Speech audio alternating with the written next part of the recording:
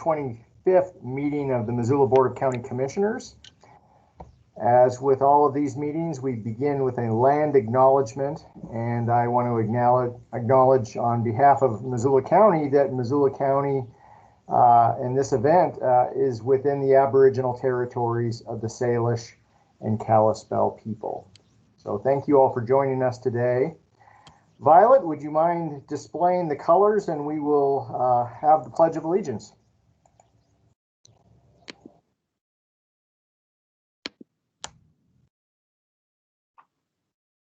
I pledge allegiance to the flag of the United States of America and to the republic for which it stands, one nation, under God, indivisible, with liberty and justice for all.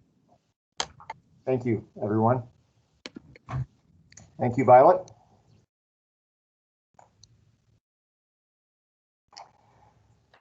Are there any public announcements today?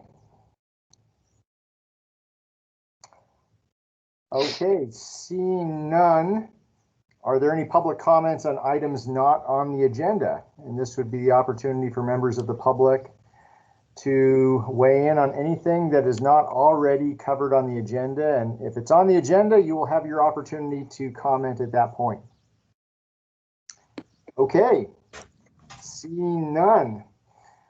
Our current claims list, and this is something for you who are new to these meetings, something that we go through for each of our public meetings, going over the cumulative claims of the Missoula County. Claims received as of February 4th, 2021 through February 12th, 2021 by the Commissioner's Office total $7,827,981.65.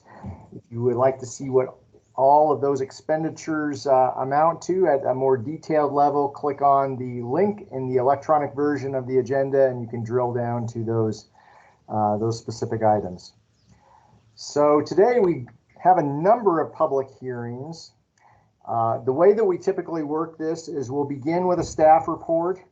If it's a proposal that is either brought forward by a landowner or an applicant other than staff, they will then have an opportunity to speak to us on the particular issue at hand. We'll then open it up for public comment, close the public hearing, and then have a chance for discussion amongst the commission, deliberation, and then voting on the item. If you could keep your comments to 3 minutes or less, be as succinct as possible. Try not to repeat folks who might have said the same thing before you. That would be ideal. And to begin with, we will kick things off by opening up a public hearing on 3 budget amendments, and I will turn it over to our budget analyst out of the Finance Department, Amanda Henthorn. And Amanda, why don't you just run through all of these budget amendments, and without objection, we can just take them as one motion to adopt them all, unless something arises that I'm not anticipating by way of rancorous discussion on any of these. So Amanda.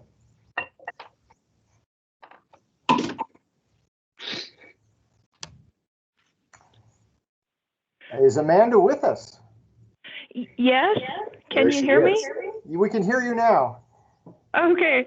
I am not on my laptop. I decided to restart. So. No problem. Oh, you're sneaking in with a phone number that I couldn't identify. Oh, you're now muted, Amanda.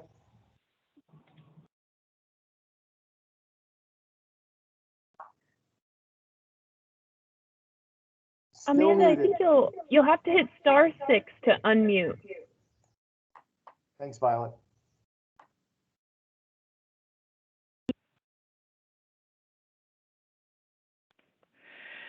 All right. Are we working now? Yeah. You're working now, yes. Okay. All right. So the first budget amendment for today is for the CAPS Grant Fund. It's funding from the Montana Department of Health and Human Services, and it's the funds that we receive from the Alcohol Tax Fund. And each year we initially get an estimate of those dollars, and then the state provides a list of licensed and approved treatment centers. And through the grants department, each provider is made aware of their eligibility and all of the requirements in receiving the funding. And then you guys review the board reviews all of the applications and sets a percentage of funds to be received. If tax revenues from the state are higher than anticipated, the county gets additional funds, and that's what these funds are today that we're amending to put into the budget, and they go to the service providers set at the percentage that was previously approved by the board. So for this particular round of additional funding, the Western Montana Mental Health Center, Stepping Stones Counseling, and Open Aid Alliance will receive additional funds, and this is to add those additional funds to the budget. There is no match required, and all of the expenses will be covered by the funds received. The next budget amendment that I have for today is in the Substance and Abuse Prevention Fund. The Health Department received these funds from the Montana Department of Health and Human Services again. These are to support substance abuse prevention efforts for drug-affected families and in the workplace, specifically where opioids are the primary impact. Again, all of the funding for these grants will cover all of the expenses, and the contracts for these grants were all previously approved by the board.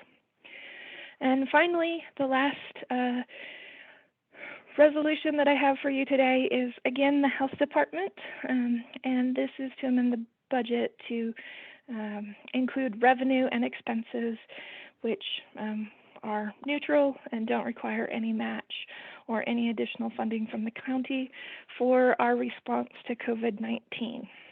And these funds are again from the Montana Department of Health and Human Services. And if there's any questions, I will do my best to answer them. Thanks, Amanda. And just so everyone is clear, this has a positive fiscal impact upon Missoula County, and this is more or less a squaring up of the accounting on the back end after having received grant funds. That's correct. When we initially do this, several months away from now, it's typically an estimate, and this is just to firm that estimate up into actuals. Thanks, Amanda. All right.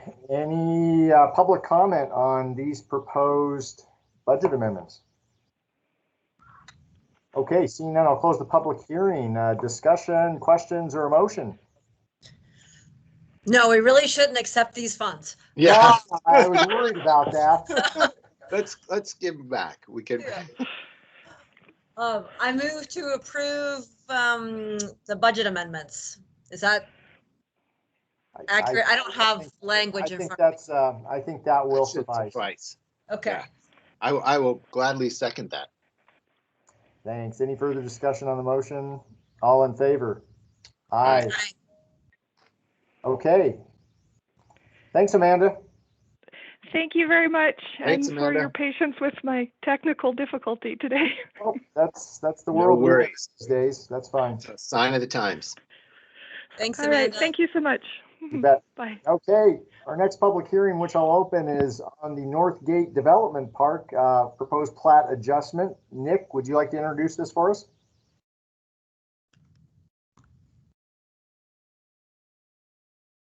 And you appear to be muted. There's Nick.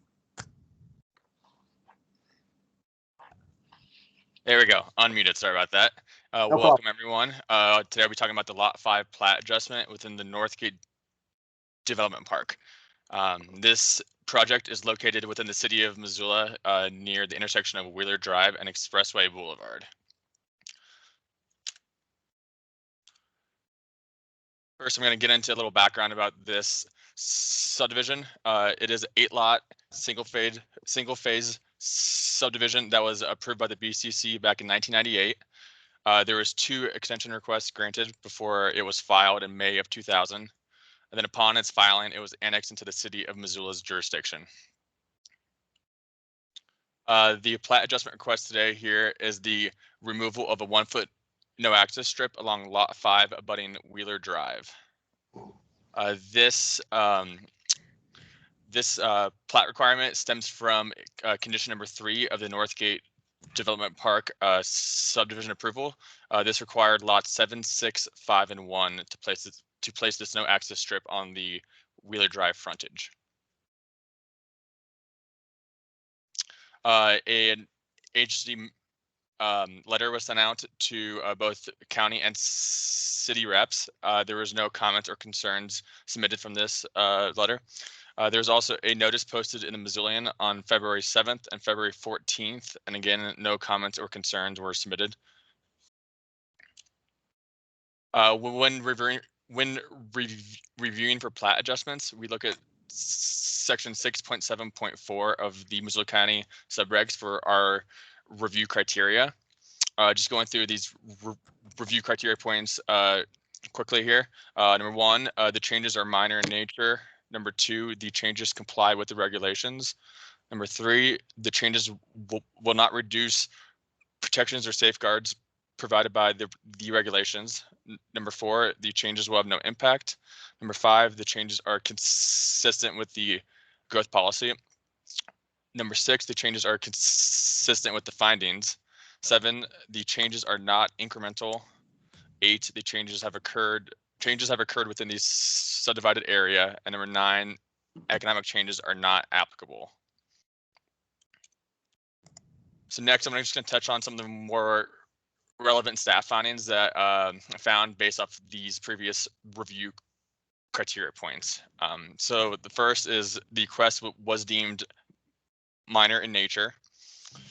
Next, since the time of subdivision, Wheeler Drive has been upgraded to meet city road standards. This includes a 32-foot wide paved surface with curb, gutter, and sidewalk on the north side. And it also is now no longer a dead-end street and connects to Wilkie Drive. The removal of the 1 foot no access strip on lot 5 will not create any new impacts or increase a mitigated impact on the neighboring land. Then just last, the same request was granted for lots 6 and 7 in 2002 and 2003 respectively. Lot 1 has not gone through this process, but could in the future. Based on staff findings, staff is recommending approval of the proposed plat adjustment. That's all I have here, and I can take time for questions. And we do have Jamie online here, and she is the agent rep for the claimants here. Thanks, Nick. Jamie, would you like to say anything? Thanks, Dave. Thanks, Nick. Great job. Maybe just one quick update that we received from the city on January 27th. It said that the building permit for 4395 Majestic Drive, which is the building that is going to be under construction for the new access, is being held by engineering until the approach to Wheeler Drive is secured. We've worked with Missoula Fire on determining what will be allowed and what can't. Without the legal approach onto Wheeler Drive, the facility will not have appropriate fire apparatus / engine access. Missoula Fire does not want combustible construction until appropriate engine access is established, which would be the Wheeler Drive approach shown on the plans, or an on-site fire apparatus turnaround, which is not shown on the plans. If you're interested in looking at a site plan, I do have a site plan of the proposed development, but otherwise I think Nick pretty much covered everything. Thanks, Jamie. Josh or Juanita, would you like to see the site plan, or are you good? I'm good. I think I understand that if this 1 foot no access strip is removed, then there actually is access from Wheeler Drive and fire protection can happen and life will go on. You got it.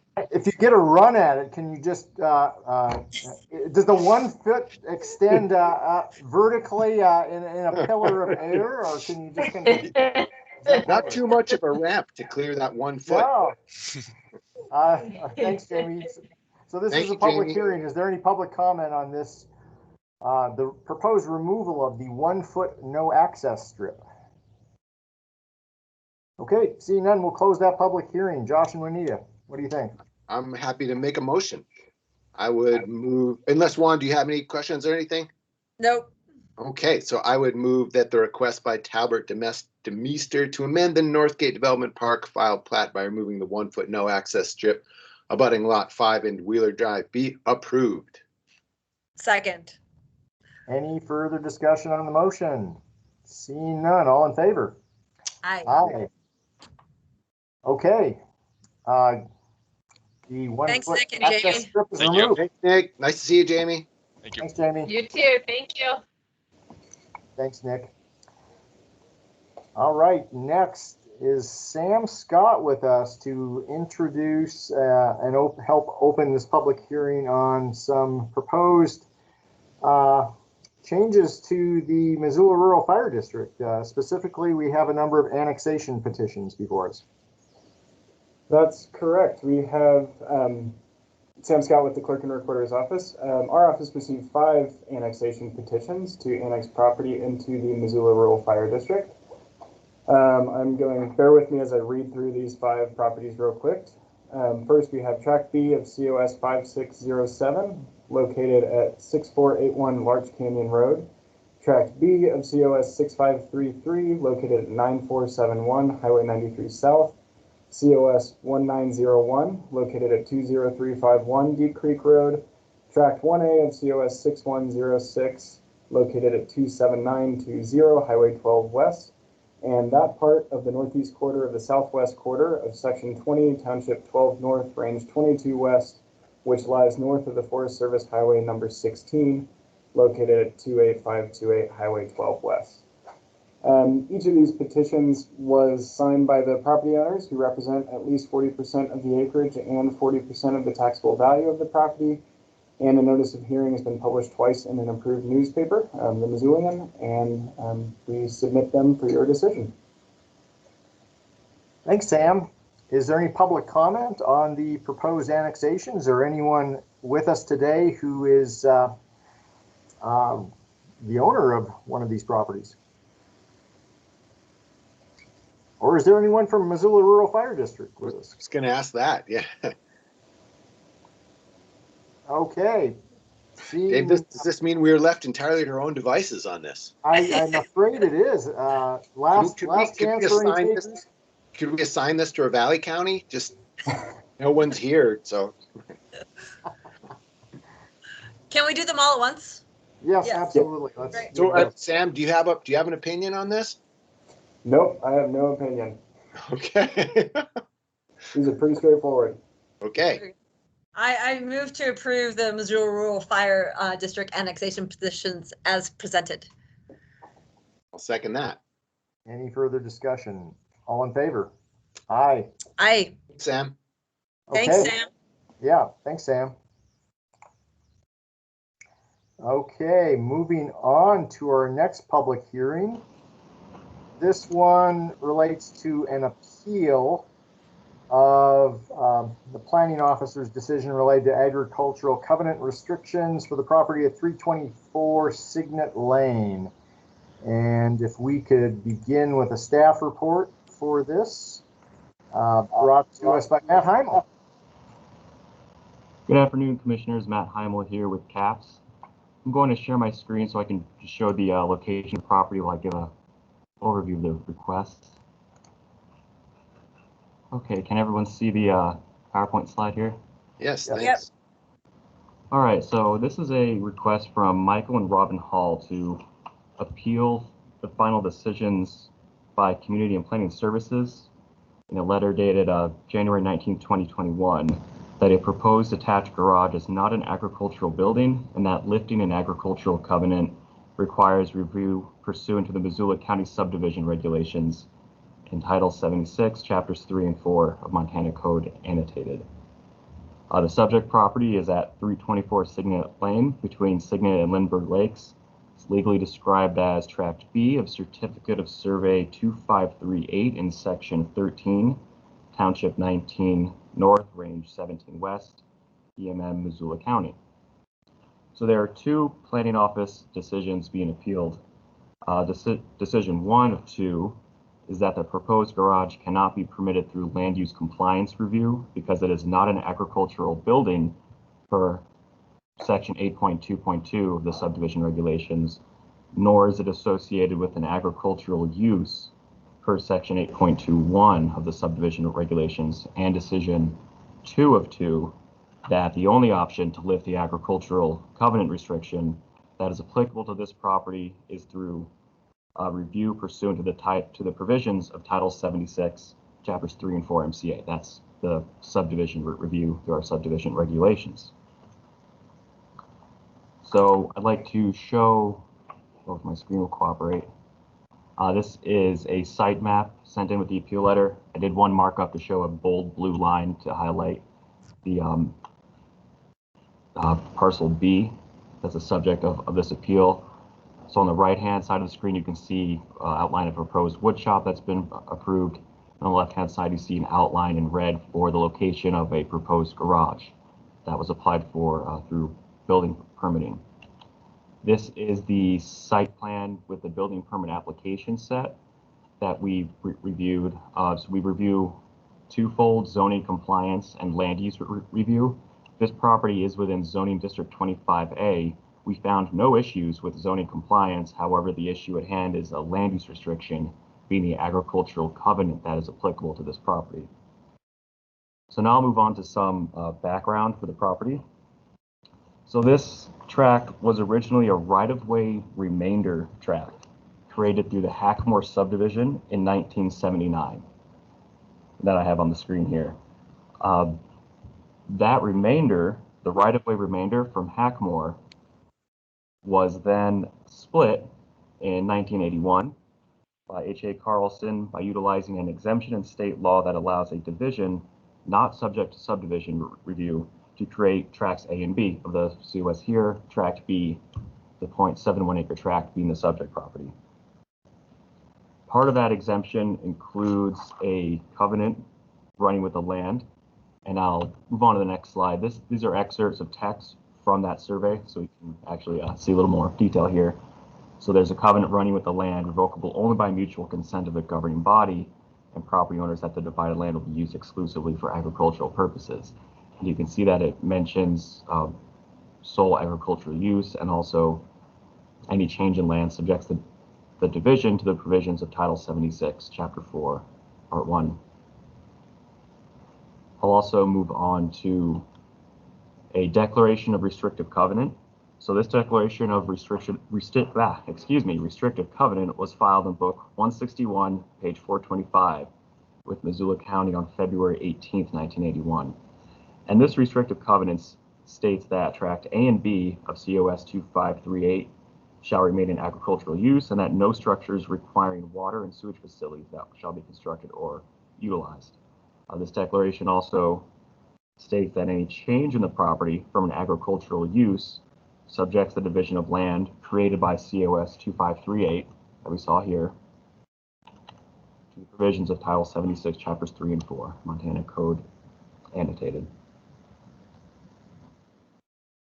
So for reference, the definition of agriculture for Section 8.2.1 of Missoula County Subdivision Regulations is here on the screen. This was sent in our administrative response letter to an initial appeal.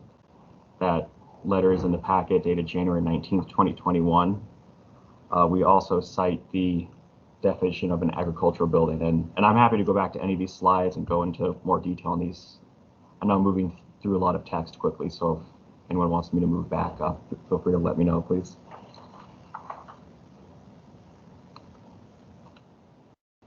So per the declaration of restrictive covenant that is recorded with the property created through an agricultural exemption with COS 2538, CAPS determined that the only uses permitted are those consistent with the definitions of agriculture that I showed earlier.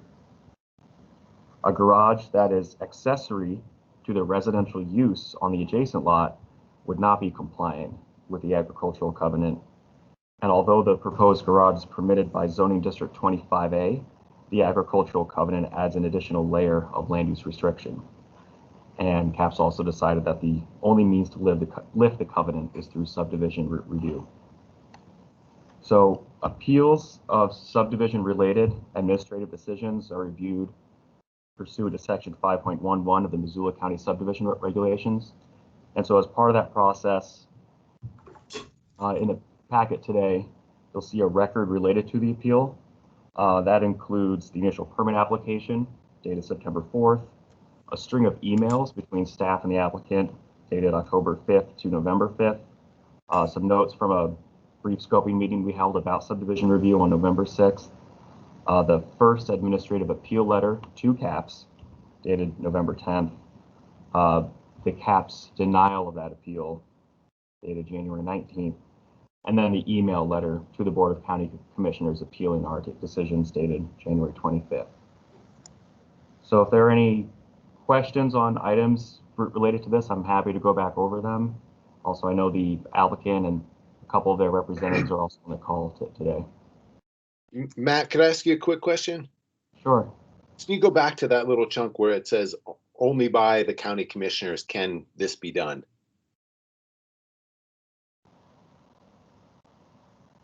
Thank you.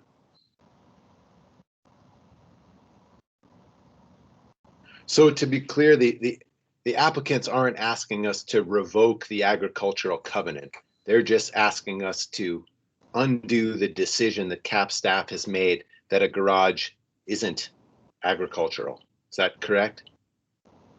Or is it either or? To my understanding, yes, and looking at their email from the 25th, 10:24 a.m.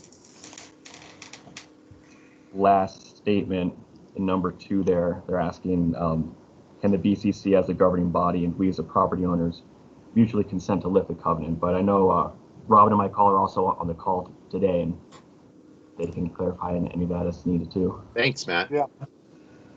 So at this point, why don't we go to the halls and or your representatives? If you'd like to speak to us, that would be great. Thanks. I'm Robin. This is Mike Hall. We kind of flipped a coin on who would speak. Thank you for the opportunity to be here. I also do want to thank Kent Means from MMW and Andy Mefford from PCI. So Mike and I obviously have been dealing with this for the last 7 months. So we did write some things down. I'm going to read them, and if you want to ask questions as we go, that's fine, or at the end. So our goal, you may have seen on the slide that Matt presented, there are currently 3 old sheds on the same tract B. Our goal is to tear those down and put up a nicer 2-bay garage. The garage will not have water, will not have sewage, and will house the same ATV, watercraft, firewood that the sheds currently use. So our opinion is there's no change in use. The background that Matt presented is correct. The specific covenant, when it was formed, the relevant purpose from our standpoint is that it says the purpose of this division of land is to create parcels of land for agricultural or pasture use when no structures requiring water or sewage facilities are to be erected or utilized, provided the parties to the transaction enter into a covenant running with the land and revocable only by the governing body and the property owner. Any change in land use subjects the division to Title 76. So that COS was approved by the county in 1981. And now, we've been told by CAPS in a meeting that the designation of tracts A and B by the landowner and the county in 1981 was wrong from the beginning. The property is way too small to be considered agricultural use and is not used for growing, raising, or marketing of plants or animals to produce food, feed, and fiber commodities. And that's directly from the Missoula County Subdivision Regulation 8.2.1. Under Montana Code Annotated 15-2-702, land that is contiguous 160 acres or more can be designated and valued as agricultural land.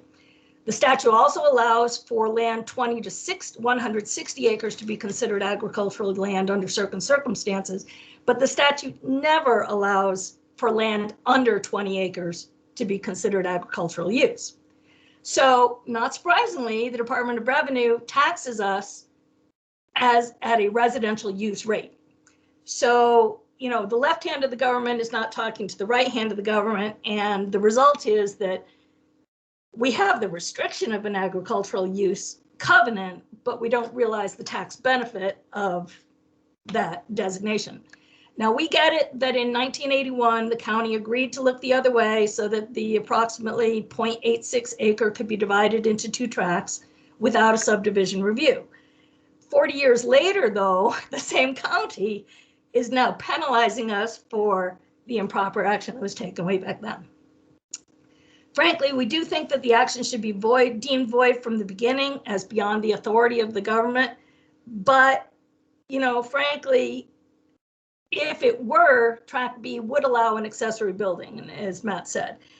Even if you say, though, that the mistakes of the predecessors don't justify lifting the ag covenant now, we agree. We do think, though, that the county knew in 1981 that these small lots were not really going to be used for growing, raising, or marketing of plants or animals to produce feed, food, or fiber commodities. It really comes down to whether the proposed garage meets the requirements of an agricultural building, and we think it does. CAPS thinks it does not. If you look at section 8.2.2 of the Missoula County Subdivision Regulations, it defines an agricultural building as a structure designed and constructed to house farm implements, hay, grain, poultry, livestock, or other horticultural products. This structure shall not be a place of human habitation or a place of employment where agricultural products are processed, treated, or packaged, nor shall it be a place used by the public. So that's the definition. We think our garage meets those requirements. There is no water, no sewage. It's not a place of human habitation. It's not a place of employment. It's not a place used by the public. And we do believe that the dry garage is compliant with that definition. Now, CAPS disagrees, and Matt didn't show Mr. Krauser's second denial, but essentially what he said, and this is what Matt said earlier, was a garage that is accessory to residential use on the adjacent lot is not compliant with the agricultural covenant. That conclusory statement ignores the fact that Missoula's regulations don't state what is or is not, quote, accessory to residential use. That's a term that CAPS seems to be reading into the regs without explanation. So long as the garage is not a place of human habitation or a place of employment or used by the public, we think it's compliant. And, we don't want to get our neighbors in trouble, but on Tract A, which is the other parcel, the owners erected a water pump and a cement housing for that water pump, and it pushes water from the Swan River up to the owner's cabin for drinking and showering. And if that's consistent with agricultural use, then when it's specifically water specifically prohibited by the statute, then, if the county granted her an exception, we'd wonder if we could get the same courtesy. Honestly, we started this in August, and we do kind of feel beat up by the process. From the beginning, it seems like CAPS has been obstructionist rather than trying to find a constructive way to do this without a full subdivision review. The county, we kind of feel as though it's absurd to require a full subdivision review just to permit a building of a garage. We are not rich developers. We don't have a 300 lot development plan that we can amortize the costs. Talking to PCI, they warned us that the cost of a subdivision review packet is in the tens of thousands of dollars. And on top of that, of course, the county requires a $5,000 fee just to file the subdivision review. Is the county going to pick up those costs? I doubt it. And I apologize. I'm sure you can sense our frustration. If we had called this building a barn, would it have been deemed compliant?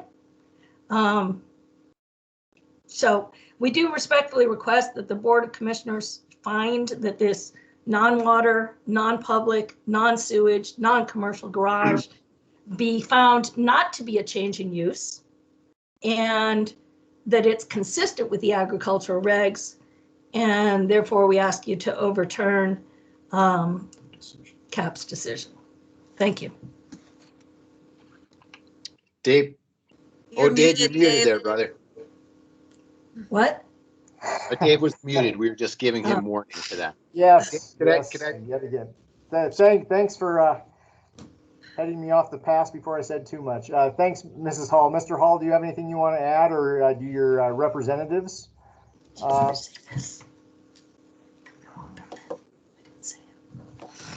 think Robin pretty well covered it. We do feel like at a number of junctures along the way on this, another red flag gets thrown up. So as we're going through the permitting process, we find out about the agricultural covenant. When we had the meeting the other day, immediately thereafter, Mr. Hart sent us an email and said, "Oh, there's a new law that was enacted 2 years ago that prohibits the county from lifting the covenant." It didn't exist before 2 years ago. You would have been able to write it off just with our agreement, a written agreement between you and us would have taken care of this. So things keep popping up that are not very helpful to what we would like to accomplish. Thank you, Mr. Hall. Mr. Mefford or Mr. Means? Give me something. Anything? I think from just my only comment is that we had also reached out to CAPS during the process of design to ask zoning questions, and during that process, had several emails and correspondences where we were not informed of this issue until permitting process after we completed the documents, which I think is also a level of frustration with the halls, of course, to go through the process and spend the fees to get the project all the way through, basically through permitting almost, and then find us out. So,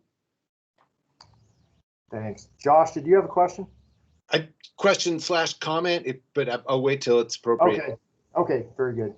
Andy, did you have anything you wanted to add? Not a lot. I think Robin did a great job of covering most of it, and Kent. It does seem like it's kind of an obscure situation. I mean, if you do look even what one of those illustrations I think Matt had earlier, and I don't know the exact date, but you've even got a structure with water and sewer that overlaps onto that parcel. I mean, there's a structure sitting there crossing numerous lot lines already. It's just kind of an obscure situation, and it was obviously put up for the intent to avoid going through subdivision.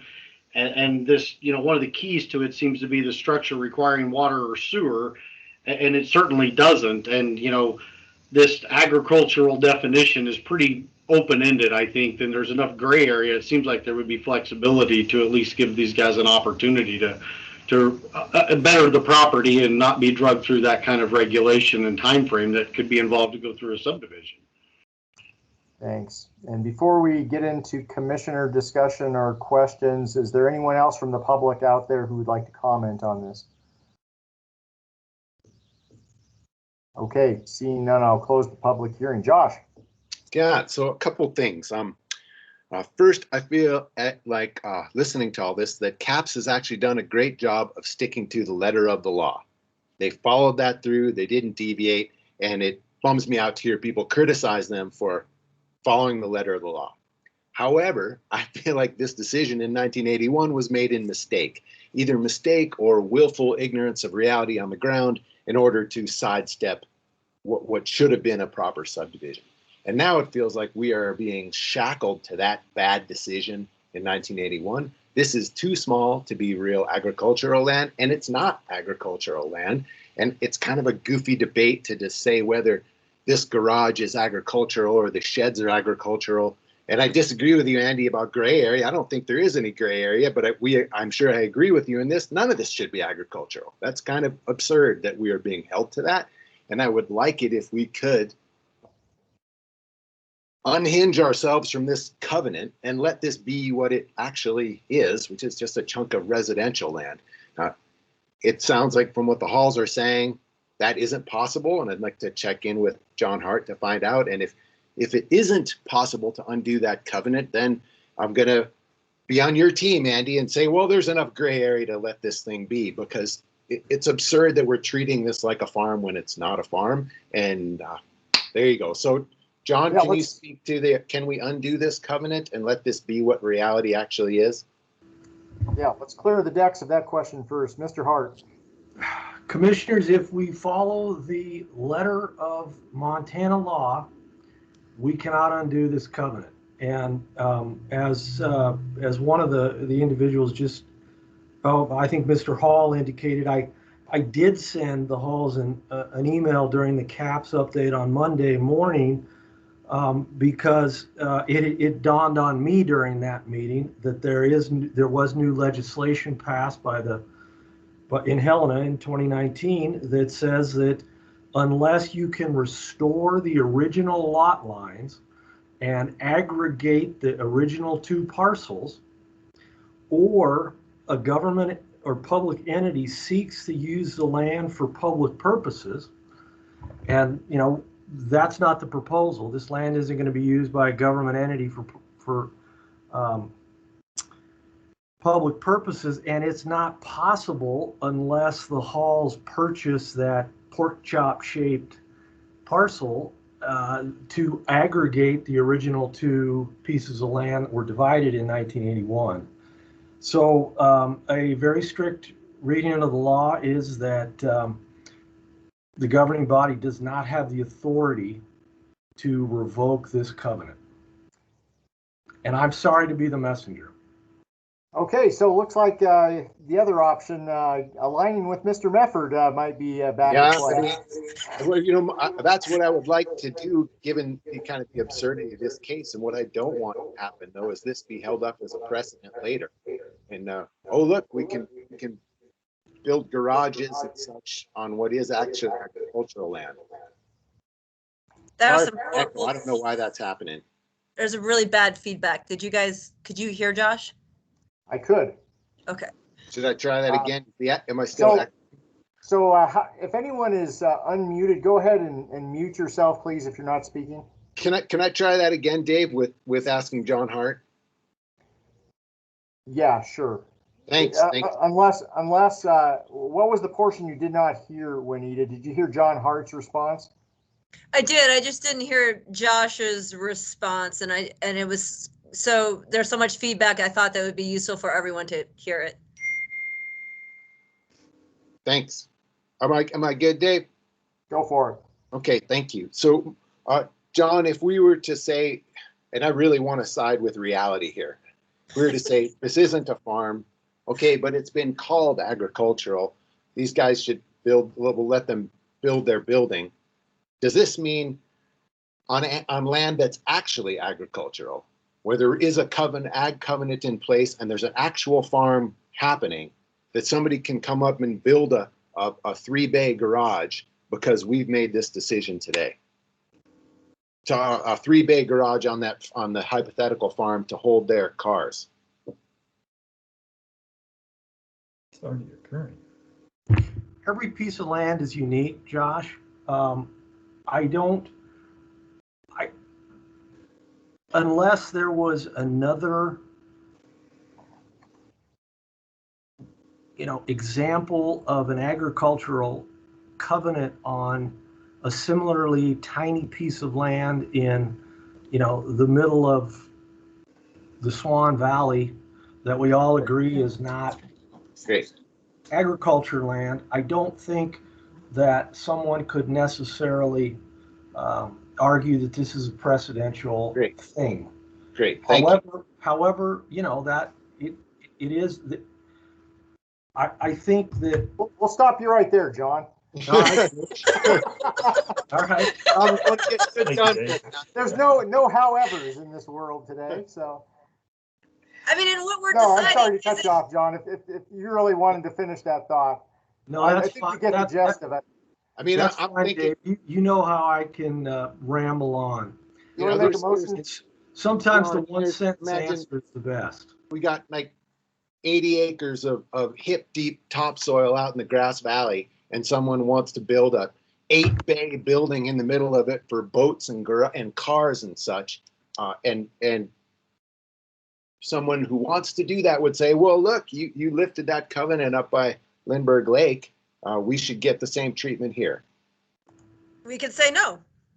It sounds like there's enough differences in the facts on the ground that we could justify a different decision in that case. Oh, John. Hey, can I ask a question? You know, I'm not necessarily, I mean, I have had discussions with CAPS about this issue. I know enough about it to be dangerous.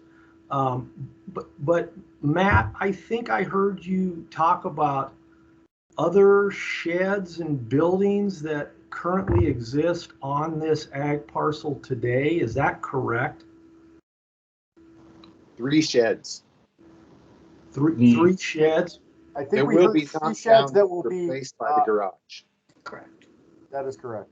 Right, and the house expansion that crossed the line onto the subject property appears to predate building permitting, so it would not have come across our eyes.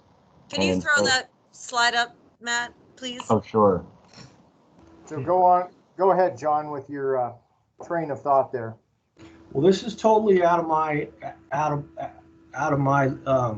position as an advisor, but I'm wondering if you know, I mean, I can sense which way the wind is blowing here.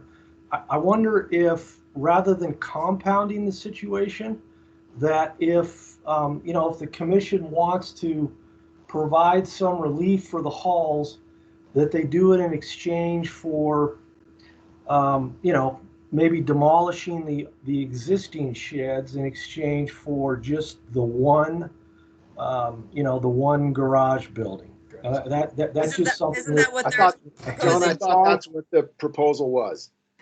Yes. Oh, that's what the proposal is? Yes. Oh, Yes. well, you see, I don't even know enough to be dangerous. So John, here we go in terms of, here's a hypothetical. And I think you might have sensed the breeze correctly. Has yet to be seen. We don't have a motion on the floor yet, but assuming that that CAP's decision is reversed today, can we add a condition that the existing sheds, we've heard indication that the plan is to remove them, but that in order for the new structure to be built, the existing structures must be deconstructed or removed? Yes. Okay. Josh, Juanita, what's your preference here? I think Josh is jumping out of his skin. Can I ask a question of the halls? Yes, absolutely. How does that feel to you? Feels kind of like what we asked for, so we would like it. Okay, I just wanted to be, you know, there you go. Okay, so I would, okay, I got to read this, right? Well, let's see here. Can I say something? I think that if you overturn the decision that it's not an agricultural use building, then you don't even get to number 2, because the ag covenant will still be there. Ms. Hall, it seems that we cannot overturn the ag covenant. Right. And we're fine with that. Okay, believe me, I would really like to. I have a quick question on the ag covenant that went into place in 1981. This land has never been used for agriculture, correct? And then even in 1981, when it was under ag covenant, it still was not used for agriculture. Is that correct? That's correct. Mm-hmm. This was just a slippery way to avoid subdivision a very long time ago. Right. Okay.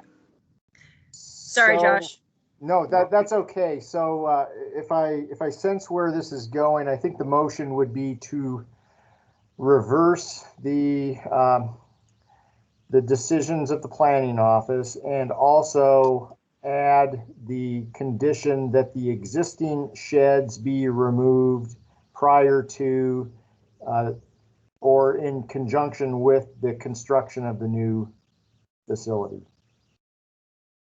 So something of that. That's it. Yep. Yeah. Do you want me to make, or me or Juan to make that motion, or can you have just made it? Can you say it, Josh, and then John, Sure, you tell sure. us if we are correct? I'll give it a shot. I would move that we reverse the decision of the planning office and condition the building of the garage on the removal of the existing 3 sheds. Okay. That sounds fine. Juanita? Second. And before voting, Dave, I want to make one comment just kind of for in the record. Yes, please do. I do not believe the CAP staff made a mistake. I believe they follow the letter of the law as they are supposed to.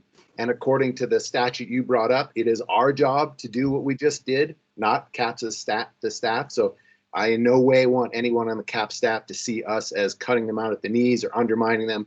I believe they did right, and then it came to us, and now I believe we did right. And I'm sorry for the halls that this took so long. This is just the grinding wheels of process, and I hope all goes well for you next.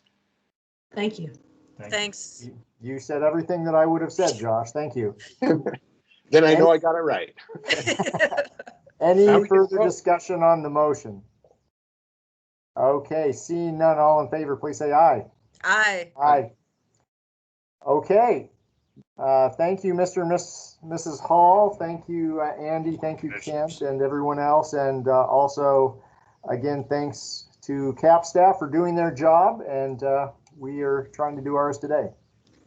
Thank you all. Thanks, Matt. Thanks. Bye. Thank you. Okay, moving on to our final public hearing today. This will be brought to us by Tim Worley, providing a staff presentation on some proposed subdivision amendments for O'Keefe Ranch Estates. Yeah, good afternoon, commissioners. This is a request to adjust elements of the preliminary plat and also some conditions for O'Keefe Ranch Estates. The request comes from Rhine Built Homes, as represented by Ron Ewert of PCI. O'Keefe Ranch Estates is an 80-acre subdivision approved in 2005. It will be platted into 197 lots if all 9 phases are brought forward for recording. The first phase is due to Missoula County in October of 2022. This acreage is located between the interstate and Waldo Road and west of Highway 93 in the Y vicinity. So this request is to adjust the preliminary plat for this subdivision and modify certain conditions of approval. The request is authorized under Section 5.8 of our subdivision regulations. So there's fundamentally 8 different aspects of this request. There's a request to delete what are known as short courts, which are private access lanes within the subdivision, and I'll illustrate what those are here shortly. There is a proposal to adjust connections to adjacent properties, particularly to the west. There's a request to amend Parks Maintenance RSID language, sort of an administrative adjustment being requested. There is a request to delete a landscape median at the subdivision entrance. There's a request to increase a restriction on fence height adjacent to common areas from 4 feet to 6 feet. There's also a request to delete certain common areas and common area strips within the subdivision. There's a request to fold a common area / drainage into 2 adjacent residential lots while retaining the drainage function. And finally, there's a request to delete a 5-foot wide walkway requirement along the northern edge of the subdivision adjacent to Waldo Road. So as Nick went over with regard to his platted subdivision, preliminary plats also have very similar review criteria when folks want to change conditions or adjust the plat. The change has to be minor in nature, has to comply with the regulations. Regulatory protections and safeguards need to be left intact. You can't have new impacts that result from the requested change or changes.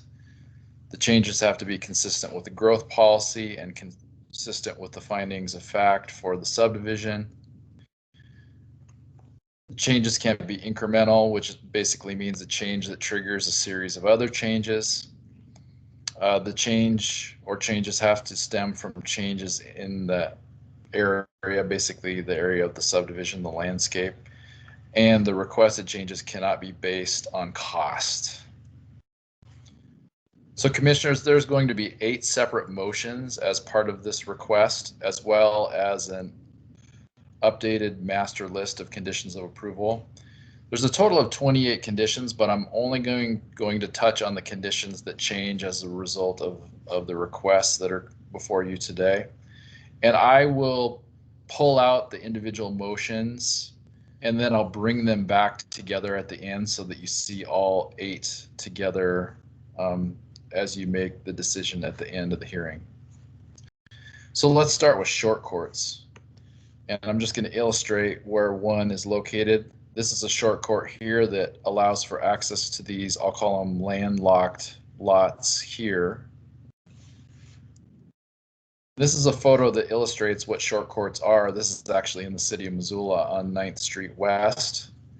These are private access lanes that come typically off public roads that allow for access. They're like driveways, but they have features of emergency vehicle access, such as turnarounds or hammerheads.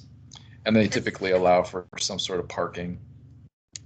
And the owners maintain, who plows them and who maintains them? They are typically maintained by the homeowners. Okay. Thanks. So here's a couple more short courts illustrated. This is closer to the southern edge of the subdivision because here's the interstate here. And here's another short court. I believe a total of 9 lots would be impacted with this change of deletion of short courts. The lots impacted would actually be reconfigured to front on the public roads adjacent. So the motion that goes along with this is a motion to support the deletion of these short courts, subject to the master list of conditions of approval. Tim, Now the subdivision.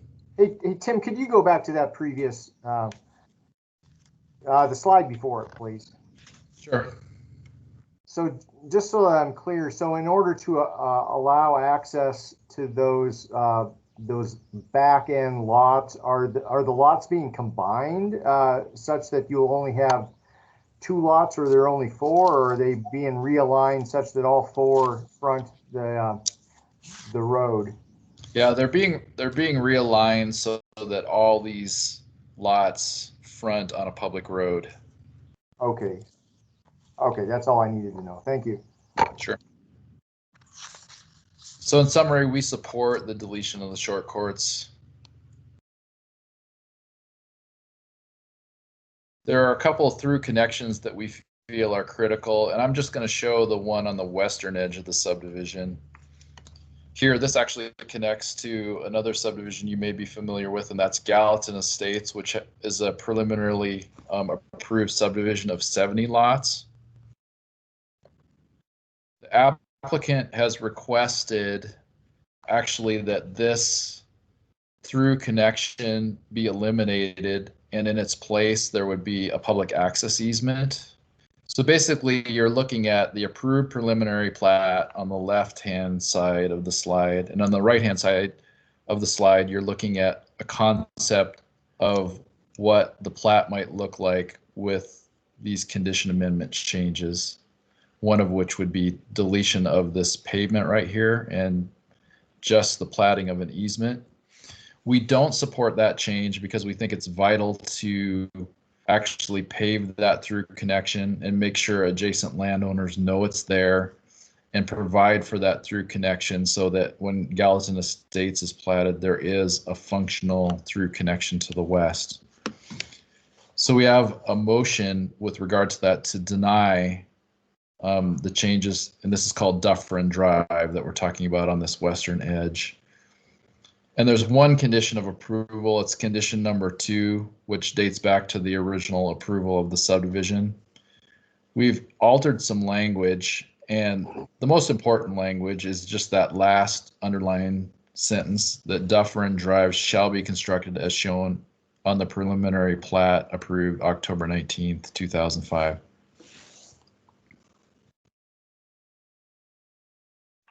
So Parks RSID language, this subdivision, actually, the applicant originally volunteered to have an RSID for park maintenance. And what this applicant is requesting is a clarification that the initiation for the RSID actually has to happen by the county or through the county. It can't happen through a private entity. So this is really an administrative change that we support. So there's a separate motion that goes along with this and a condition of approval that the subdivider shall petition to Missoula County for creation of an RSID for basic park maintenance. So there's really no functional change to this element of the approval. It's just getting the administrative language right. There's a request to eliminate a landscape median at the entrance of the subdivision. It's right here, this oblong shaped piece here. And I think to some degree, the realignment of Wallow Road with its reconstruction probably has eliminated some of that potential feature as it is. We support the request and have a motion to that effect to approve elimination of the Victoria Drive landscape median. There is no condition of approval that goes along with this. It would just be a recognition with the platting of that first phase that they wouldn't have to create that landscape feature, which actually is a little piece of common area. So there's a restriction currently for a 4-foot fence height adjacent to common area strips within the subdivision. It's being requested to be raised to a total of 6 feet.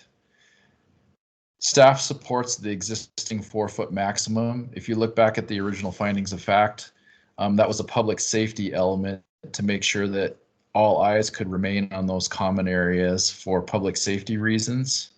That's one of the reasons you don't want tall fences next to public spaces. You can have tall fences next to certain private spaces, but not public spaces. It's just not good public safety. So staff supports the existing 4-foot maximum. So we have yeah, Juanita. Sorry, maybe you'll get to this, and I don't want to interrupt your flow, but can you show us on exhibit, or show us where those public spaces are? But it's. You know what? I could go back. Let me see if I can grab a graphic. I'm just not sure which one I'm supposed to be looking at. Like I'm glad you brought this up. Which is the final one? Let me interject here. So, Mr. Ewert, will you be going over that at all? In which case, if you have a graphic, we could address that then. Okay, thanks, Dave. What I could do, just for starters, I could illustrate the hypothetical, like if this were the strip involved, and I believe this strip will remain. This is one of the strips that's recommended for deletion. But this would be an area where you could build a fence. And Ron, you can correct me if I'm wrong. So the issue is, if you're going to have a common area strip where people are walking down this cul-de-sac road to access the common area, you don't want tall fences on either side of this common area strip, just for public safety reasons. You want it. The recommendation originally was to keep those at a maximum of 4 feet. Ron might have some better illustrations than that. Well, also, But that would Tim, be just, Ron, that's a go ahead. hypothetical. hi. So this is Ron Ewart with PCI. So if you look, I don't have it right here in front of me, but there's 3 common area strips in, I think it's in phase 3, and they go in between lots so that the block isn't quite as long. So in addition to this one where you point out, there's those, I think it affects the total of 12 lots. And I mean, this isn't a deal breaker by any means, but you know, we figured that there's not a real regulation that limits the heights to 4 feet. But Tim did cite public health and safety, and you know, I don't really agree that it's a safety issue, but you know, we're not going to, you know, cause a scene over it. Okay, so, but we'll go along with it. Okay, hold that thought, Ron. We'll move back to you and give you a chance to talk about anything that you want relative to these changes. So that's helpful, Tim. Thank you. Sure. So there's certain common areas and common area strips that are proposed for deletion, and I think this is the majority of those. Right here, there's this fairly large common area strip between lots. And what would happen here is that the adjacent lots would be folded in and gain a little bit of square footage. There wouldn't be additional lots created. But there's also these leftover pieces here and here that are proposed for elimination. And again, like in the case of this lot here, this lot would just grow toward the road to the west. And this doesn't impact the amount of parkland dedication by any sort of considerable amount. There's far in excess of the amount of parkland and common area dedication that's needed. So we support this change, and we have a motion to that effect. And I should point out, as Ron mentioned, there's still a number of common area strips that are intended to break up long blocks. And those have been retained, and in some cases, those have walkway features within them. Those have been retained as part of this request. And there is one common area drainage between currently labeled lots 68 and 69 in phase 3. It's proposed to be folded into the 2 adjacent residential lots. I think there's some concern that that will appear to be orphaned area that might get taken over by residential lots anyway. So the right-hand portion of the slide shows what that might look like when that 10-foot drainage area is actually folded into residential lots. We support that change subject to a condition of approval. And we think it's important to enumerate that that area cannot be encumbered. It has to remain free and clear. So you couldn't really put a fence or anything within that. I mean, it has a drainage function. So we wanted to be very clear about that. And after talking with John in the county attorney's office, we thought we probably needed to bolster that a little bit. So I've added some language in blue to the recommended additional condition that says that the phase 3 plat shall depict a no build zone for this area, which shall be included in a reduced size exhibit attached to and described in the covenants. So that just makes it clear to landowners that that space is intended for drainage.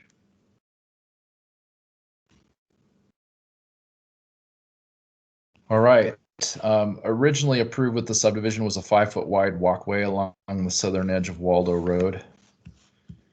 And as you're probably aware, a significant amount of square footage of this and other properties was taken for that reconstruction project. And with that, it's unclear whether the 5-foot walkway could even be constructed today. And as you might be aware, there's actually a 5-foot walkway that was constructed as part of the reconstruction project on the northern edge of Waldo Road.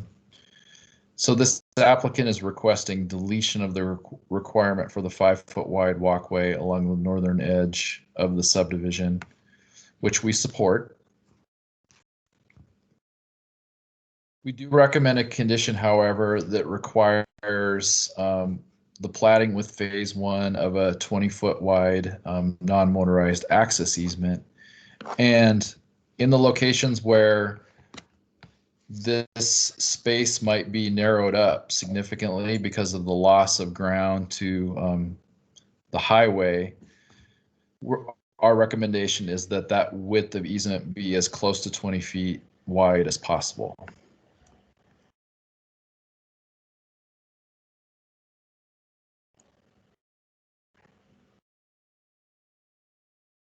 We did receive one agency comment from the Water Quality District acknowledging something that we also have observed over multiple springs, not only a shallow depth to groundwater, but spring flooding issues, which has impacted construction projects in the area. It's something that we keep an eye on and attempt to document most springs. Now, commissioners, you don't need to read through this, but I think I'll read it into the record because I think it's important. And I think we have Travis from Water Quality District present to potentially comment on this, but I'll go ahead and read through this comment from Elena Evans in Water Quality District. She writes that the Water Quality District is concerned that impacts to groundwater and O'Keefe Creek have not been adequately addressed. We've seen increased flooding in recent years in the area. There is no regulatory floodplain on this section of O'Keefe Creek, and groundwater levels seem to be higher and more flashy than in past years. The Water Quality District will be collecting additional groundwater and surface water data during 2021. I'm not sure that it will be at the detail necessary to evaluate the impact to groundwater and surface water and resultant impacts on this development.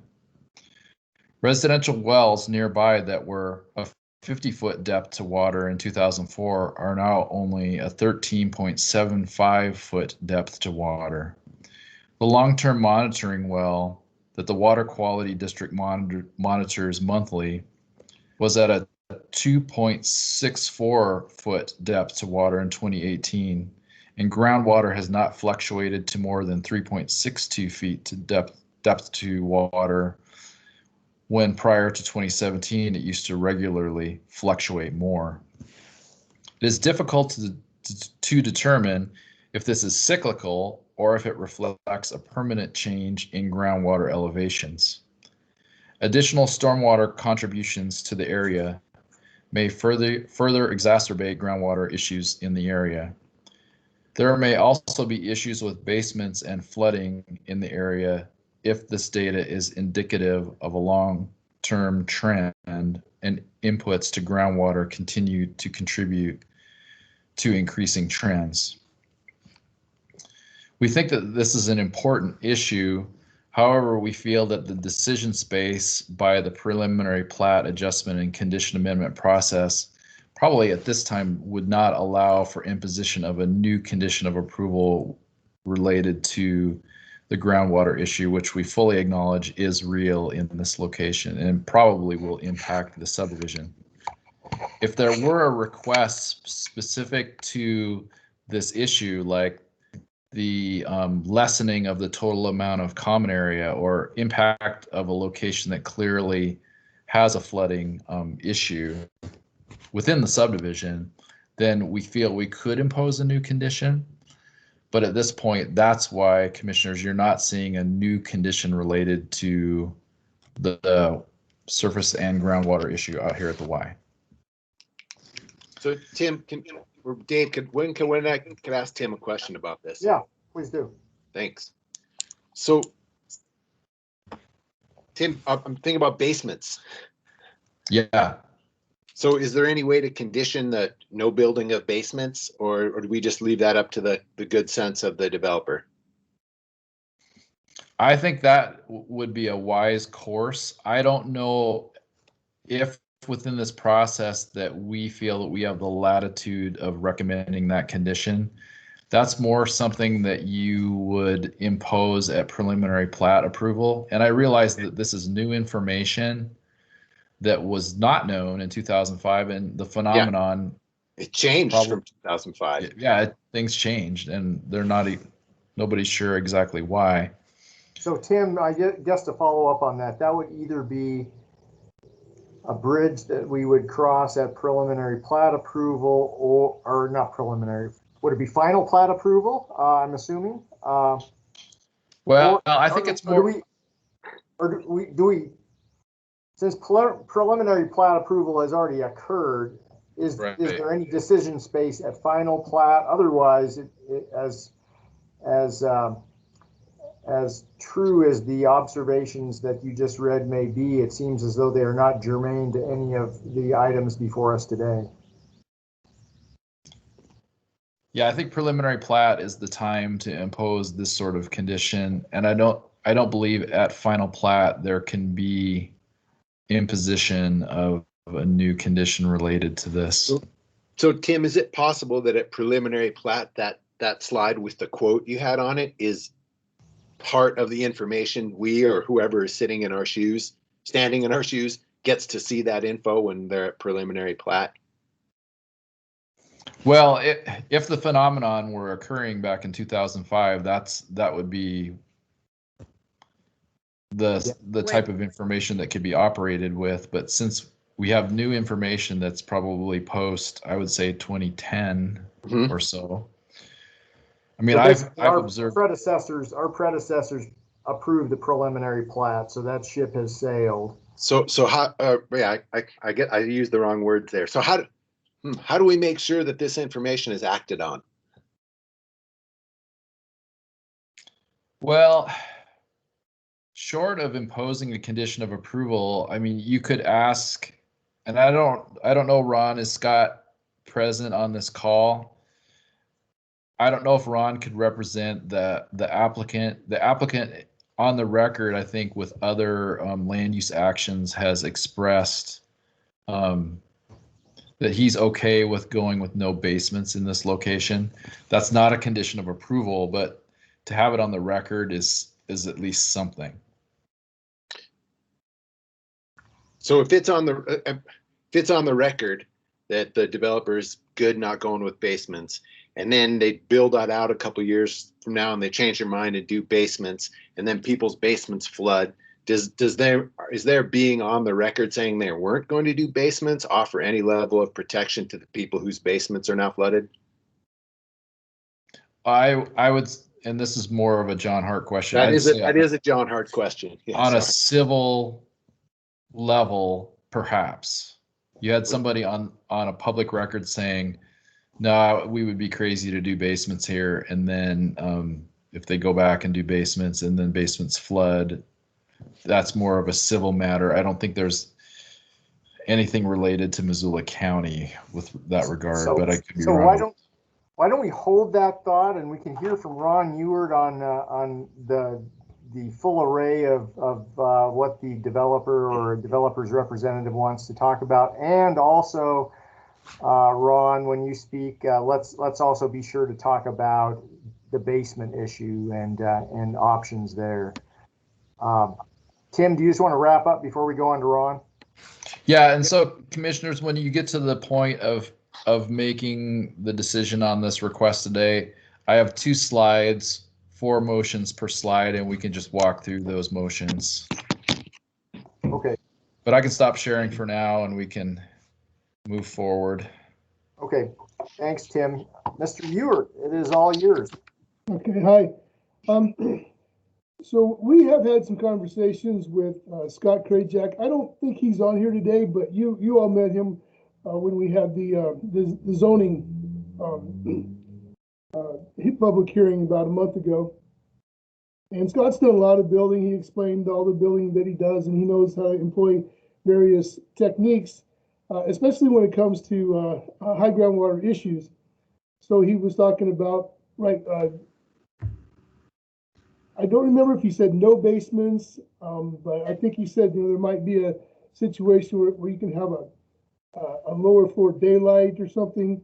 But you can also do things like raise the finished floor elevation through the building up the pad. You can install drain tile, whitewash rock. There's a lot of techniques that can be employed. And so he's well aware of this issue. And one thing we should remember is groundwater levels aren't that much affected by ground surfaces that are made impervious. That's more of an overland flow issue.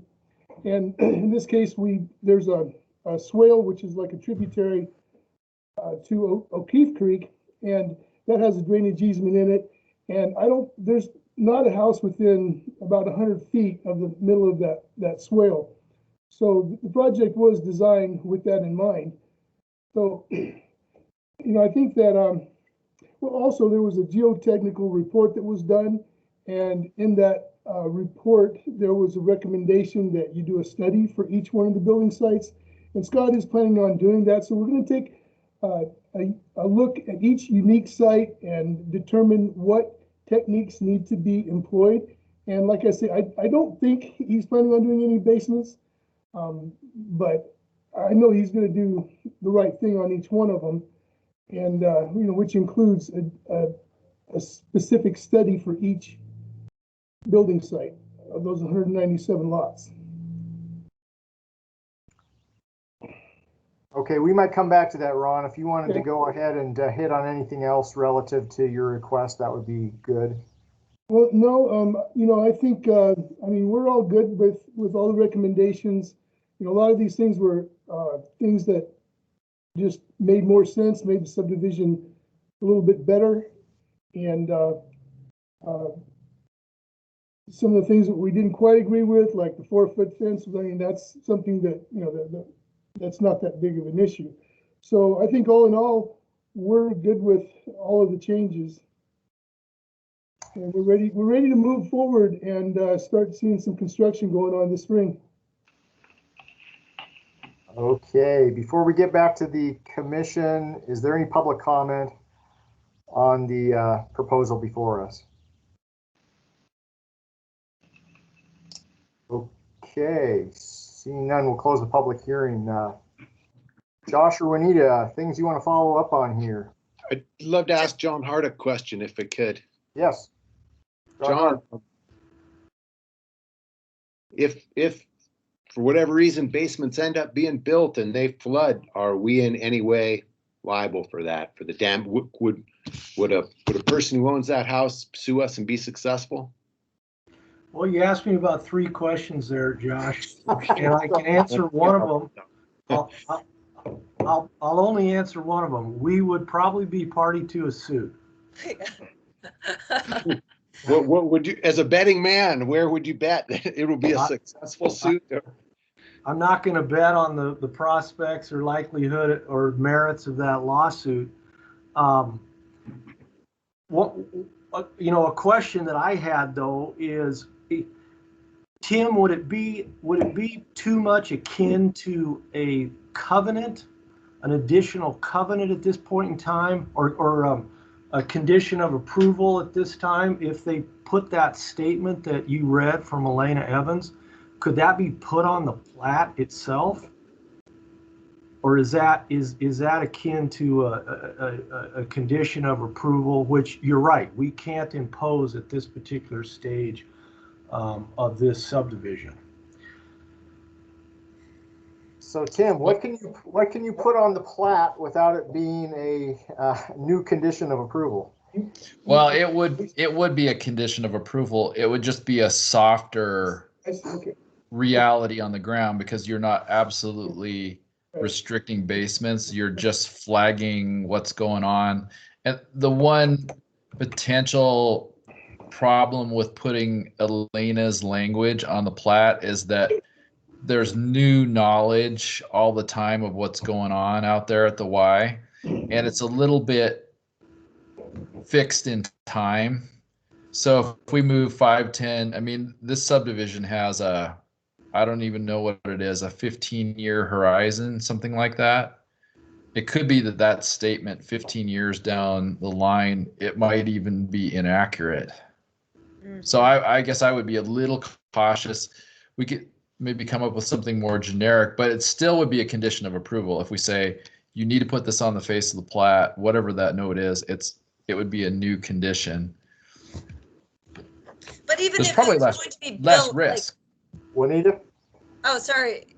I mean, if you, so 12 years from now, what when something's actually being built, or 4 years from now, when, I mean, at the time of the building, I mean, the ground is assessed, and I mean, what am I trying to say?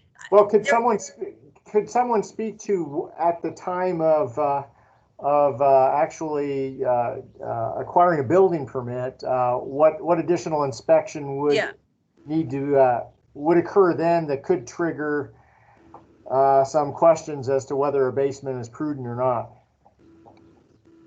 Thank you, Dave. No, that's okay. Tim or John, is there anything that would be a red flag at that stage, or fire up the excavator and pour the concrete?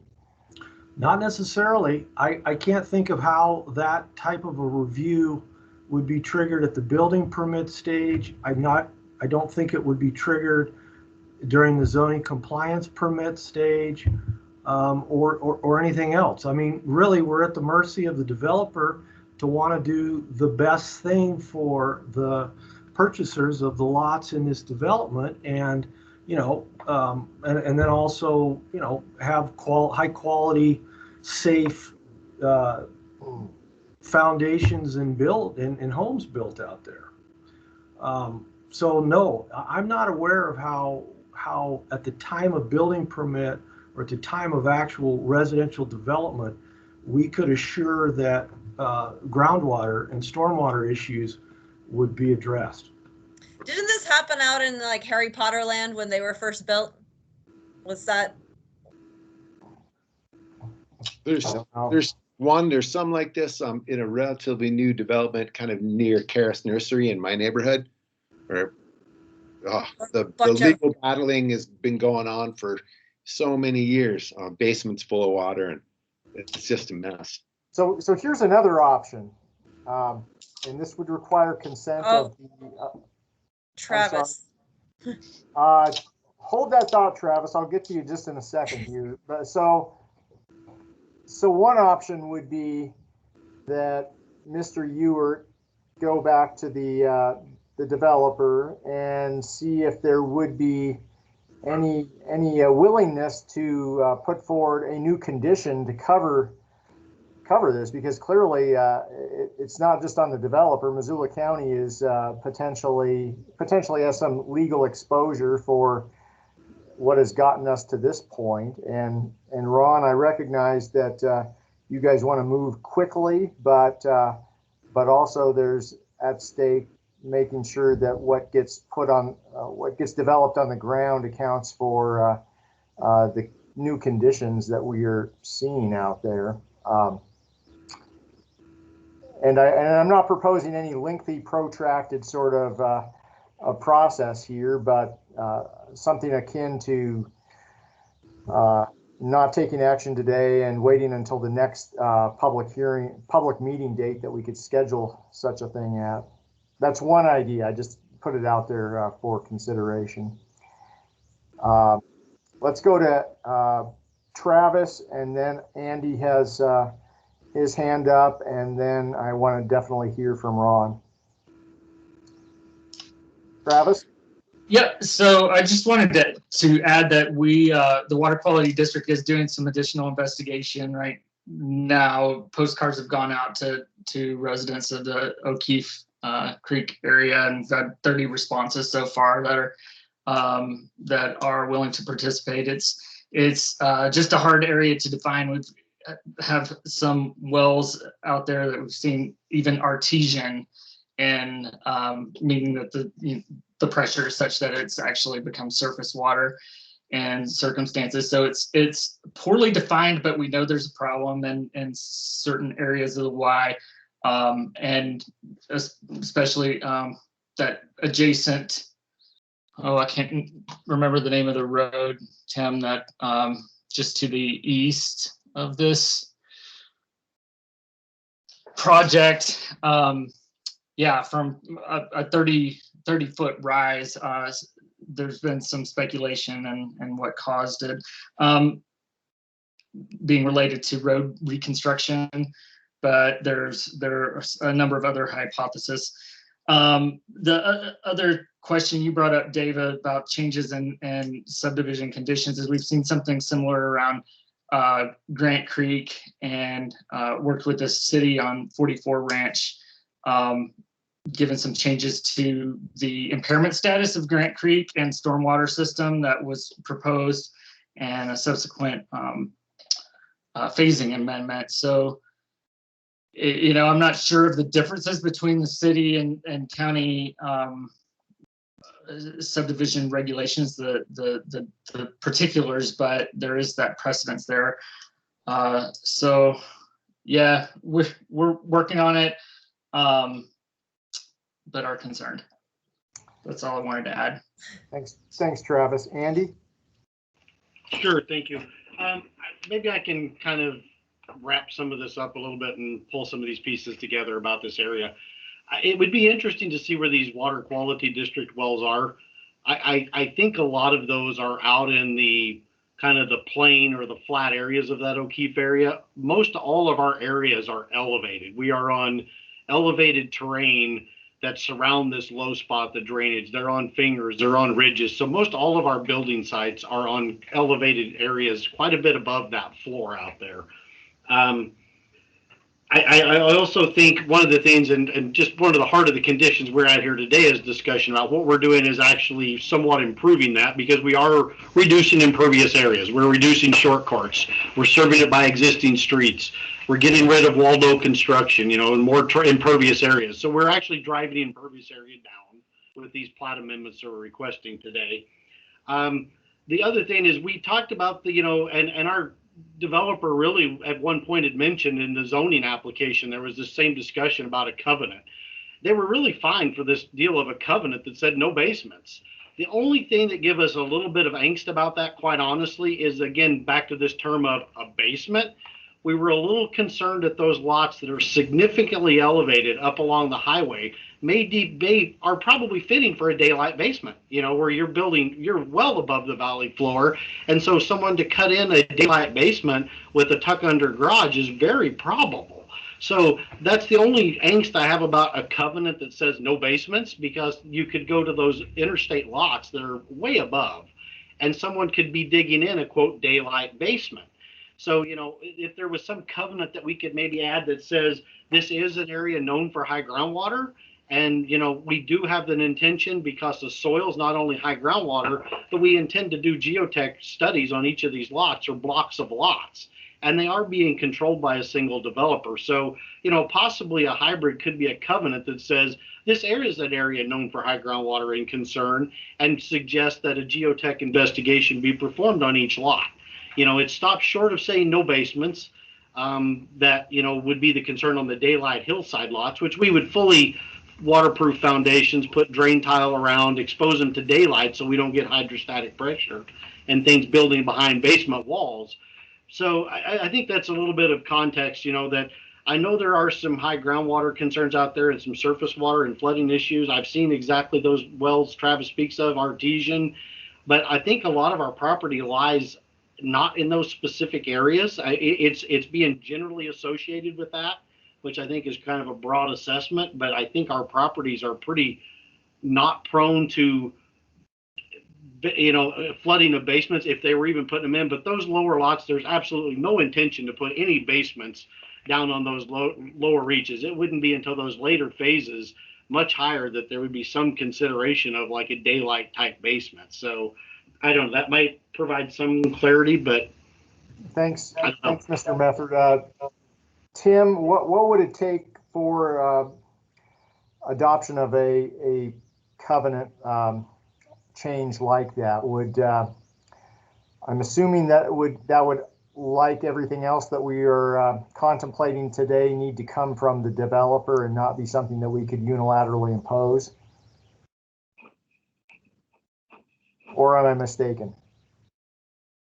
Well, I think in that might be the entry point, if you will, to maybe facilitating this sort of thing if it were initiated by the developer. Although I don't really know the content of the covenants well enough to say what you're adjusting because this process basically is for adjusting a plat or adjusting conditions or adjusting existing covenant language. And I guess we could look at it under the heading of a covenant amendment, but it would almost have to be volunteered by the developer. And I guess that's where I come back to. Yeah. Without the developer being present today, it's difficult unless anyone on the line today can channel the developer's wishes. And I've been speculating a whole lot here. So, Mr. Ewert, do you want to jump in at all? Sure. So, and I have no doubt that we can work out some covenant language that is agreeable to Tim, and we could volunteer that. So perhaps if you want to, maybe if we can come back next week with something that everybody's in agreement with, because I mean, Scott Krajak, the developer, he doesn't want to have any issues. Neither does the county. Nobody does. And you know, we're all experienced folks who've been doing this a while, and I'm sure we can come up with a way to you know, make sure that this is not problematic. Great. What do folks think? I like the language that Andy came up with, that area is known for high groundwater, and the developer will do a geotech analysis on each lot. I'd be happy with that. And that's probably fine, because I think we'd rather, you know, have this taken care of today. I kind of wouldn't want to delay it, but if we can come up with something right now, that, like sort of what Josh just mentioned, that there will be I guess that wouldn't be in the covenants, but there will be a geotech report done for each of the building sites. But obviously we could add a line in the covenants that says this area has been shown to have high groundwater. Care should be used during construction and development to mitigate any potential issues. So it looks like we do actually have a public meeting scheduled for 1 week from today on March 4th. Violet or anyone else, what do you think about getting that scheduled then? And that would give us just so that we're not monkeying around with kind of developing language on the fly here today. That would give us 1 week to get that worked out. Yeah, there's room on the March 4th agenda for that, so I think we could move it there for sure. John Hart. Yeah, I mean, I understand that Andy and Ron would like to get this done today, but just from a public notice standpoint, this particular voluntary language was not, you know, in the public record as being discussed or considered today. So I would agree that if we can just move it to next Thursday, that would be the appropriate thing to do. So we will do a continuation of the public hearing. While we're all assembled today, though, one question I have is on the Dufferin Drive piece of this, and adding connectivity to the west to, is it Gallatin Estates? So I generally think, and even in this case, I think connectivity is a good thing, but I can't help but think there's some faint resemblance to Stillwaters, which I think we all are familiar with, and I think that's the subdivision that was going down the path of litigation, where in that case, it's a little different. It was a phase that was built out prior to another phase. In this case, it would be a full-on subdivision, perhaps getting built out before another subdivision. And then what you end up having is folks who are in the developed portion only then realizing that there's this whole other thing that's going to be developed and spill traffic into my neighborhood. And so just hypothetically, if either O'Keefe Ranch Estates or Gallatin gets built out first, maybe it'll happen simultaneously, but assume for sake of argument that one gets built out first. Everything's going to be fine until folks realize that by God, there's connectivity on Dufferin here, and all of these people are going to be driving through my neighborhood perhaps to get somewhere else. Maybe not a great analogy because there's likely more connectivity to get out of these locations than the example that I referenced, where it truly was one point of entry or egress. But I just bring that up as far as the decisions that we make today could be revisited by our predecessors decades from now. Mr. Mefford? Yeah, Dave, I appreciate it. I think that was a discussion to probably lay some foundation for supporting staff recommendation to construct that road. Is that true? Yeah, correct. Okay. So the only comment I had, and I don't know if Tim could bring that condition up. The reason we had proposed it sort of is it's potentially you build roads that, you know, we don't know if Gallatin ever happens or not. And for reasons you just brought up, that's always can be contentious. But I guess the one thing I had or concern I had, I think the condition says you're going to build a turnaround, which further concerns me a little bit. I mean, I think we're fine to construct the road and put the radius in and build a road to potentially a future subdivision or potentially a road to nowhere if it never gets platted, you know. But my concern is I think there's a condition that says build a turnaround on it if it doesn't get platted. And you've got an awfully short street that I really don't want to put a cul-de-sac or a hammerhead around on when it's a street that's 80 feet long. Yeah, I think I can answer that, Andy. Okay. So the way the condition was modified, it allows for the Merritt Drive is longer. It's like 180 feet long to my recollection. And I don't have a graphic of it, but you all show that as having a turnaround. And in this case, because it's like you say, it's either I thought it was maybe a little bit longer, like a little bit over 100. It can function as essentially as a hammerhead in and of itself. It does not have to be built with a turnaround. So that if you read the whole condition, it says, if Merritt Drive terminates in a dead end at the time of final plat review, this road shall be designed with a turnaround. Does that make sense? So this condition as modified does not require Dufferin Drive to have a turnaround because it basically is a turnaround.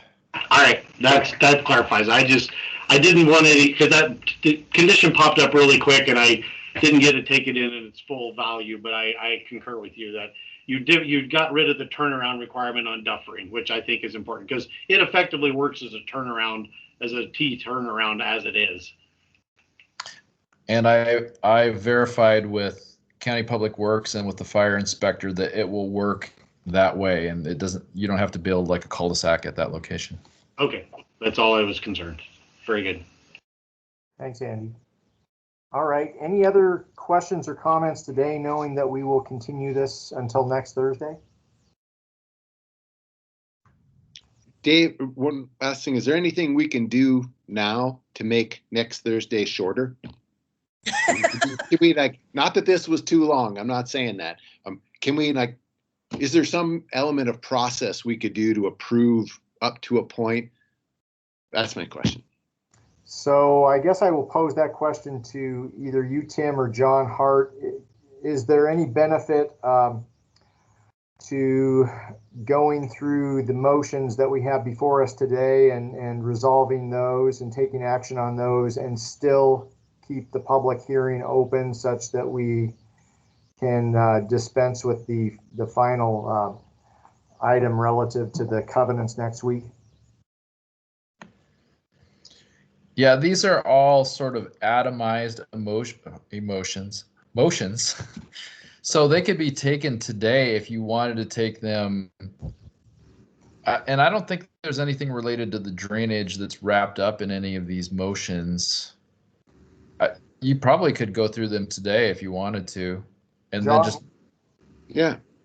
Yeah, John Hart, what do you think? I agree. Great.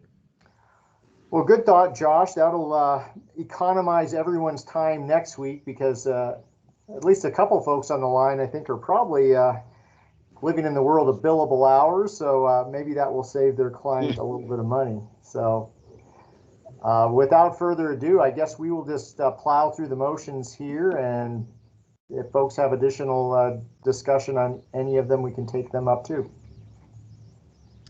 Great.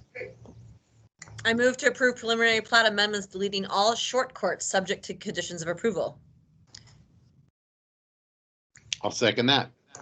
Any further discussion on that motion or comment? All in favor? Aye. Aye. I move to deny preliminary plat amendments deleting the Dufferin Drive through road connection subject to the condition of approval. Second. Any further discussion? All in favor? Aye. I move to approve amendments to the Parks Maintenance RSID condition of approval. Second that. Any further discussion? All in favor? Aye. I move to approve elimination of the Victoria Drive landscape median. Second. Any further discussion? All in favor? Aye. Aye. I think we need some background music with this, don't we? We're kind of in a rhythm here. I move to deny the condition amendment permitting an increase in fence height adjacent to common area strips. Second that. Further discussion? All in favor? Aye. I move to approve the preliminary plat amendment that deletes selected common areas and common area strips. Second. Any further discussion? All in favor? Aye. I move to approve elimination of the common area strip between lots 68 and 69, subject to the condition of approval. Any further discussion? Aye. Sorry. That's aye. Did you second it, Josh? Yep. Josh seconded it. Yep. And I did. Aye. Aye. Aye.